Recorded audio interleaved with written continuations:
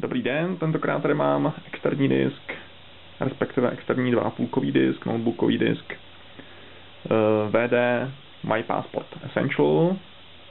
Konkrétně tento model je 500 gigový. Co mě na něm nejvíce zajímalo osobně, tak je ten speciální konektor. A zajímalo mě, jak je to s rychlostí, případně jestli jde o nějaký standardní konektor, jestli na něj můžu připojit mini USB kabel, micro USB kabel, pokud nemám takový ten speciální, který dodává přímo Western Digital a který vypadá nějak zhruba takhle. Jsou to takové dva konektory. Prozradím, že ten vpravo je micro USB typu B a plus je k němu tohleto rozšíření.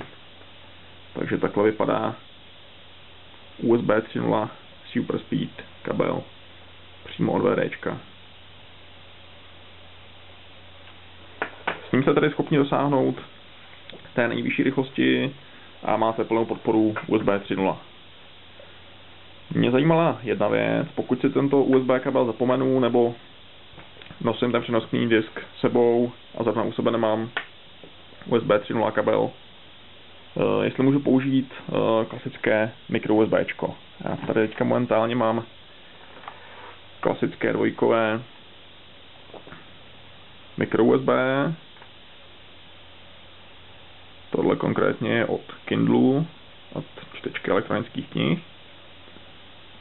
A prozradím, že do externího disku normálně připojit jde. Připojíte vlastně jakoby jenom tu jednu část toho rozšířeného konektoru. A pokud použijete micro USB kabel, tak disk funguje klasicky USB 2.0. Pokud u sebe máte tento trojkový kabel s tím dvojkonektorem, fungujete trojkovým USBčkem.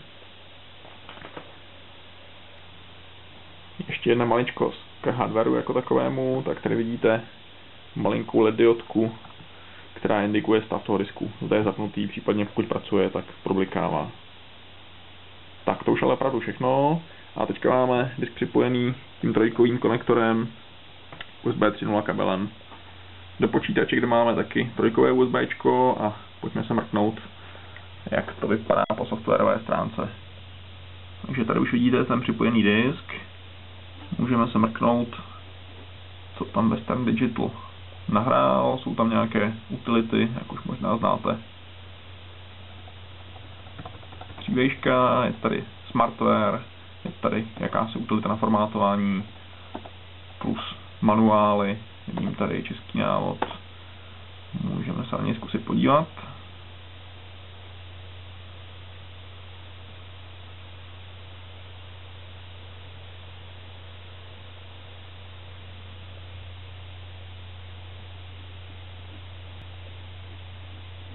Tak, to je víceméně klasika. Tak, teď si pojďme ukázat test rychlosti. Takže jsme připojeni trojkovým USBčkem, v počítači máme taky trojkové USBčko a pojďme se podívat, jak jsme na tom s přenosovou rychlostí, respektive s rychlostí čtení z tohoto disku, čili nahoře máme vybraný ten externí disk, tady už měříme a pohybujeme se tak nějak pilově kolem hranice 70 MB za sekundu. Teď tady máme druhou situaci, kdy jsme připojeni klasickým micro USB kabelem, jak vidíte tady ještě vykoukává kousek toho konektoru, který není zapojený. Takže můžete použít víceméně jakýkoliv standardní micro USB kabel tohoto Bčkového typu. Takže pokud sebou nosíte batůžku micro USB kabel pro nabíjení telefonu, případně jakýhokoliv dalšího zařízení, tak ho můžete použít s tímhle diskem, s tím, že přenosová rychlost bude poznání nižší a budete využívat vlastně dvojkové USBčko, čili USB 2.0. Tak a tady už vidíme výsledky toho klasického micro USB kabelu, čili používáme USB 2.0, ten samý disk a vidíte, že nejsme na 70 MB, ale pohybujeme se přibližně okolo těch 30. Opět je to taková pila nahoru dolů. Tak a abychom měli test kompletní, tak teďka jsem připojil ten samý externí disk trojkovým kabelem, ale do dvojkového USBčka do počítače. A vidíte, že opět se nacházíme okolo té hranice 30 MB, možná malinko lehce pod ní. Tak, to bude v tuto chvíli všechno. Já děkuji za pozornost a užijte si Vánoce.